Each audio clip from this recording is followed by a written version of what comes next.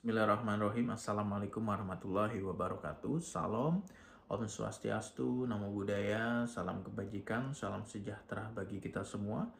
Rahayu, salam kemesraan. Buat sedulur dimanapun berada, semoga sehat selalu sehingga kita bisa merasakan bagaimana atmosfer pemilu 2024 dan kita bisa melihat siapa pengganti Presiden Jokowi selanjutnya. Di kampanye terakhir dari kubu 03 Ganjar Mahfud yang dimana diselenggarakan di Solo tepatnya dan menampilkan beberapa hal yang menarik bagi saya, di mana ada kirap, di situ ada 21 sapi ya yang mengiringi, terus ada pementasan wayang orang juga, dan yang paling akan dikenang mungkin salah satunya adalah pemeran tokoh Semar yang tepat banget meninggal di belakangnya Pak Ganjar. Ini sebenarnya simbol atau tanda yang kalau kita mau mengkaji lebih dalam dan lebih jauh tentang filosofi orang-orang Jawa, tahun ini Wahyu Keprabon itu justru malah turunnya yang Semar ya. Yang Semar itu, beliau itu kalau kita melihat, membuka dalam cerita pewayangan, memang tidak ada di dalam kitab Sanskertanya ya. Ini asli buatan orang Jawa. Dari tokoh ini diciptakan, di mana beliau ini sebagai pengasuh Punakawan dan penasehat Pandawa. Saya meyakini karena memang di saat kejadian itu, saat live, saya pun lagi nyetir mobil, saya melihat ini banyak banget doa-doa kejawen yang dipanjatkan di saat pementasan tari wayang orang. Saya bilang ini nggak seperti biasanya, ini akan ada sesuatu. Itu saya ngomong ke istri saya. Dan benar, di saat terjadi wawancara ya, itu kan langsung kita bisa melihat tokoh yang memerankan Semar itu jatuh. Tepat dia di belakang Pak Ganjar. Disitulah simbol terjadi bahwa yang Semar berada di dalam tubuh Pak Ganjar. Yang Semar ya, kalau bagi orang Jawa itu filosofinya sangat luar biasa. Jadi yang Semar itu mengajarkan kita untuk tidak melihat sesuatu dari luarnya saja, ya. Karena bisa jadi apa yang kita lihat baik, aslinya tidak baik. Begitupun sebaliknya, yang kita lihat tidak baik, aslinya itu baik. Nah, ada satu pitutur luhur yang disampaikan di saat yang Semar itu mau keluar, biasanya begegek ugek ugek hemel hemel sudulito langgeng.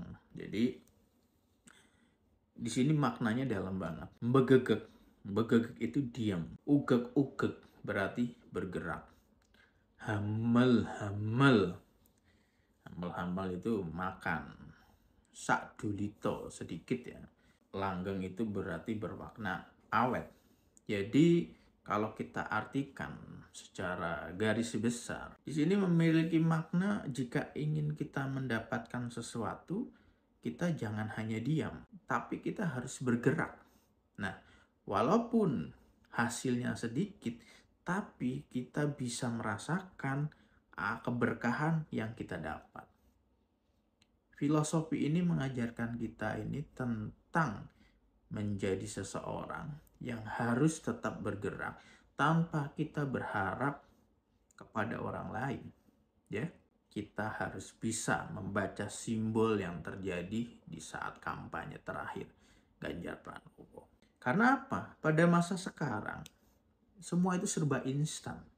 Ya, makanya filosofi Jawa, turu ning longan, mangan ning longan, ya.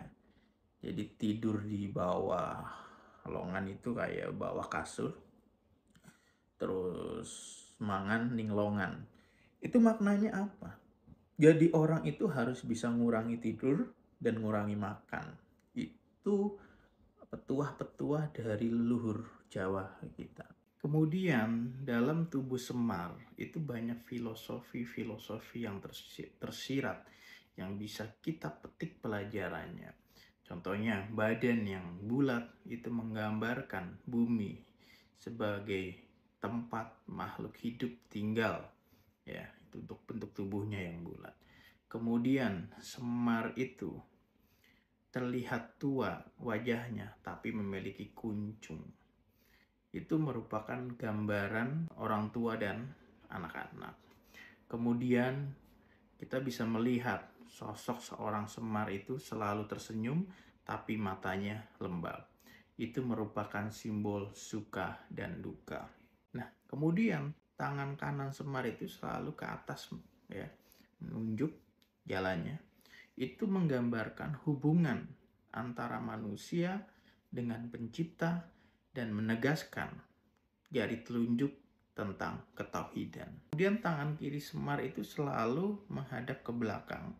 Itu menggambarkan bahwa apapun kebaikan yang kita lakukan tidak perlu kita pamerkan. Kemudian ya, kuncung Semar itu berwarna putih dan jumlahnya 99.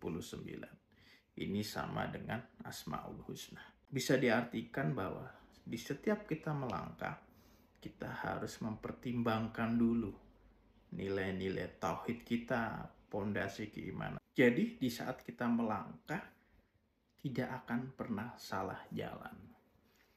Makanya, saya melihat Jokowi akhir-akhir ini itu seperti orang Jawa yang hilang Jawanya. Seperti orang yang tidak punya pondasi ketauhidan dan keimanan. Karena apa? Mudah goyang, tidak bisa ditebak. Ini sangat berbahaya. Maka dari itu, Sultan Jogja, infonya dari Bu Koni, menyampaikan ke Jokowi sampai 3 kali. Jangan pernah menyakiti Ibu Megawati karena beliau adalah putri sang proklamator. Dan pesan itu disampaikan sang sultan kepada Jokowi sampai 3 kali. Berarti tandanya ini sebuah masalah yang serius. Ini tergantung Jokowi. Bagaimana dia bisa menanggapi hal yang terjadi saat ini. Dan kita juga bisa melihat guru besar, akademisi ini sudah pada keluar. Tapi kata tim sukses 02 itu partisipan. Bayangkan mereka-mereka yang saat ini menjadi anggota dewan, menjadi orang besar, itu peran dari akademisi. Tapi di saat dia membela, di saat mereka masuk ke politik, pikirannya, hatinya tertutup semua. Bayangkan, sampai seorang guru besar dianggap sebagai partisipan dari partai tertentu. Dari peristiwa ini, saya yakin dan semakin yakin dengan tanda-tanda yang terjadi saat ini, Jokowi akan tumbang. Karena kebenaran tidak akan pernah kalah.